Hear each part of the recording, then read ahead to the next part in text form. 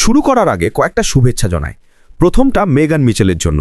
তার গতকালের ভিডিওটা অবশ্যই দেখার মতো, সত্যি খুব ভালো ছিল, বিশেষ করে সমালোচকদের নিয়ে। আর খুব শিগগিরই আমাদের নিজের জিম হকিংসের একটি নতুন ভিডিও এই চ্যানেলে আসছে, নাম সামওয়ান নিডস আ বুস্ট। সবসময়ের মতো আমি তাদের ইউটিউব চ্যানেলের লিঙ্ক নিচের ডেসক্রিপশনে দিয়ে দেব। তোমরা অবশ্যই গিয়ে লাইক ও সাবস্ক্রাইব করবে, যাতে নতুন ভিডিও আসা মাত্র পেয়ে যাও। আজ আর কি হয়েছে? আজ কর্মস্থলে ক্রিস জনসন আমাকে ফোন করেছিল। আমরা শুধু গল্প করছিলাম। আসলে সাকসেস উইথ অ্যাশ মুফারার মডারেটর গ্রুপে আমরা প্রতিদিন নানা বিষয় নিয়ে কথা বলি।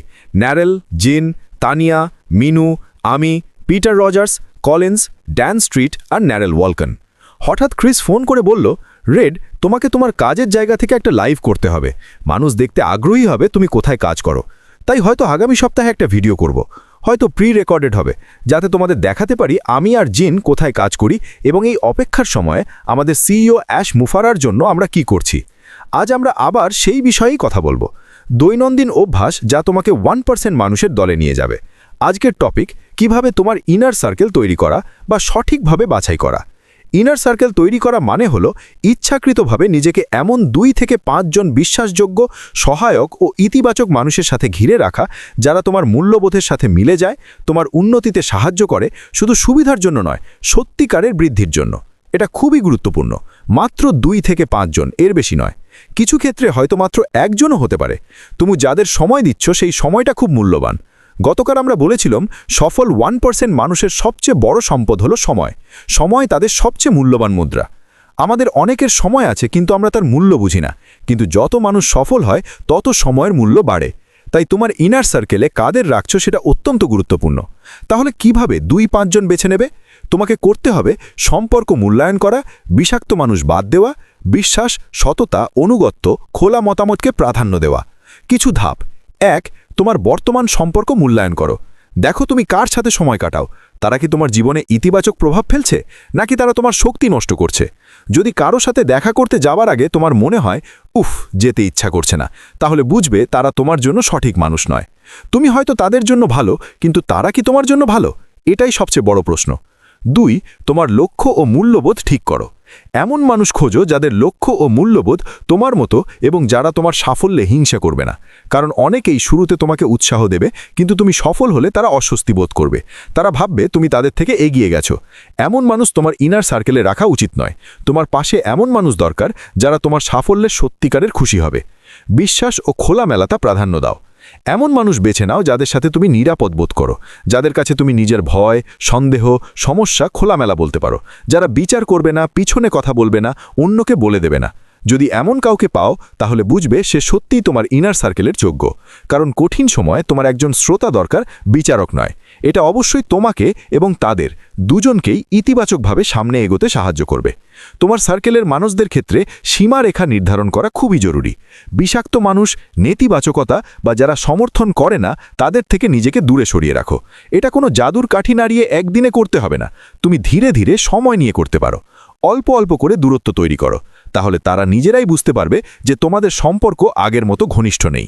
আর যদি তারা সত্যিই তোমার ইনার সার্কেলের যোগ্য মানুষ হয়, তাহলে তারা নিজেরাই তোমার কাছে আসবে, কথা বলবে, জিজ্ঞেস করবে, কি হয়েছে, কেন দূরে যাচ্ছ?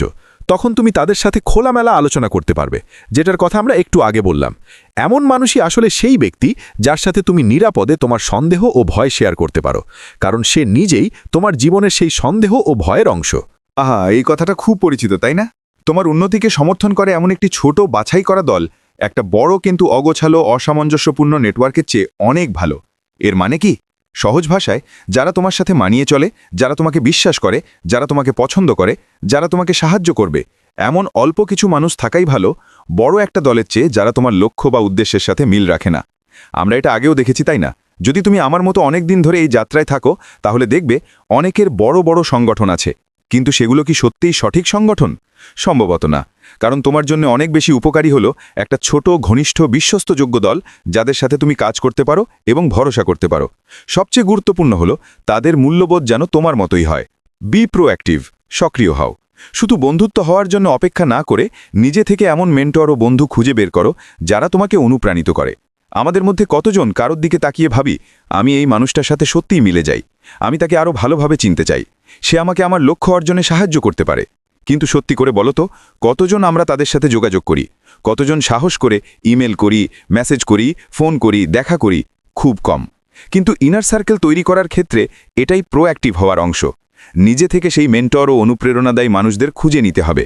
শুধু ভাগ্যের উপর ছেড়ে দিলে হবে না। মেনটেন অ্যান্ড নার্চার, সম্পর্ক ধরে রাখো ও যত্ন নাও। তোমার ইনার সার্কেলের মানুষের সাথে নিয়মিত যোগাযোগ রাখো। তাদের বোঝাও যে তারা তোমার কাছে গুরুত্বপূর্ণ। ছোট ছোট কাজই যথেষ্ট। একসাথে কফি খাওয়া, একটা ফোন কল, দেখা করা অথবা একটা মেসেজ, এগুলো সত্যিই অনেক পার্থক্য তৈরি করে। তুমি যেমন তাদের যত্ন পাও, তেমনি তাদেরও যত্ন দেখাও, কারণ সবকিছুই দুই দিক থেকে হয়। Two way street. এভাবেই তোমার চারপাশে একটি শক্তিশালী এবং উপকারী সার্কেল তৈরি হয়। তাহলে তোমার ইনার সার্কেলে কি কি গুণ থাকা জরুরি? ওয়েন, সমর্থনমূলক। ওয়েন, নিরাপদ। তারা যেন তোমাকে নিজের মতো থাকতে স্বাচ্ছন্দ্য দেয়, কারণ দিনের শেষে অন্য কেউ হওয়ার ভান করে কোনো লাভ নেই।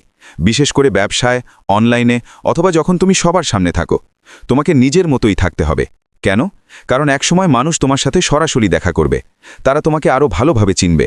আর যদি তারা দেখে তুমি আসলে সেই মানুষ নও যাকে তারা ভেবেছিল, তাহলে কি হবে জানো? তোমাদের সম্পর্ক ভেঙে পড়বে, কারণ সেটা আসল তুমি নও। তাই নিশ্চিত করো তোমার ইনার সার্কেল যেন নিরাপদ ও সহায়ক হয়। অন্যদের সামনে নিজের মতো থাকতে স্বাচ্ছন্দ্য বোধ করো। অ্যাকাউন্টেবিলিটি। তারা তোমাকে সৎ, নিরপেক্ষ ফিডব্যাক দেবে, যদিও সেটা শোনা কঠিন হয়। টাফ লাভ, এই কথাটা শুনেছ? অনেক সময় তোমার সবচেয়ে ভালো বন্ধুরাই তোমাকে কঠিন সত্য কথা বলে। আমার জীবনে এমন হয়েছে, আমি কাউকে কঠিন সত্য কথা বলেছি, টাফ লাভ দিয়েছি, আর সেটা উল্টো আমার দিকেই বুমার্যাং হয়ে ফিরে এসেছে। কারণ আমিই ছিলাম যে তাকে খারাপ খবরটা বলেছিলাম। এখন আমার অভিজ্ঞতা থেকে বুঝি তারা আসলে সত্যিকারের বন্ধু ছিল না, কারণ তাদের আমার সততার জন্যে আমাকে ধন্যবাদ দেওয়া উচিত ছিল, কিন্তু তারা উল্টো আমার ওপরই রাগ ঝেড়েছে। তাই আবারও বলছি, তোমার ইনার সার্কেলে এমন মানুষ থাকতে হবে যারা টাফ লাভ দিলে রেগে যাবে না। লয়্যালটি, বিশ্বস্ততা। বিশ্বস্তযোগ্য ইনার সার্কেলে সবচেয়ে বেশি কি দরকার? এমন মানুষ যারা তোমার অনুপস্থিতিতেও তোমার পাশে থাকবে। তারা তোমার নামে বদনাম করবে না, তোমার পেছনে কথা বলবে না, যাই হোক না কেন তারা তোমার পাশে থাকবে। আজকের সমাজে এই জিনিসটা খুবই দুর্লভ। এমন মানুষ পাওয়া খুব কঠিন যারা সত্যিই সবসময় তোমার পাশে থাকবে। আর এই কারণেই যখন তুমি তোমার সার্কেল তৈরি করবে, তখন সংখ্যার দিকে তাকাবে না, তুমি তাকাবে গুণগত মানের দিকে। মাত্র 2 থেকে 5 জন, এটাই যথেষ্ট। এই কারণে খুব গুরুত্বপূর্ণ যে যাদের এই গুণগুলো পুরোপুরি নেই, তাদের এই ইনার সার্কেলে না আনা। এই ছোট ঘনিষ্ঠ সার্কেলের মানুষদের মধ্যে সব গুণ থাকা উচিত। যদি কিছু গুণ না থাকে, তাহলে হয়তো তারা তোমার ইনার সার্কেলের জন্য সঠিক নয়। তারা কি এখনও তোমার বন্ধু থাকবে? অবশ্যই থাকবে, কিন্তু তারা সেই বিশেষ ইনার সার্কেলের অংশ নয় যাদের ব্যাপারে তুমি 100% নিশ্চিত থাকতে পারো যে তারা তোমার পাশে থাকবে। Growth oriented. এর মানে হলো তারা তোমার সাফল্য উদযাপন করবে এবং তোমাকে আরও ভালো মানুষ হতে অনুপ্রাণিত করবে। এটা 2 দিক থেকেই হবে। তুমি যেমন তাদের উন্নতিতে সাহায্য করবে, তেমনি তারা তোমাকে সাহায্য করবে।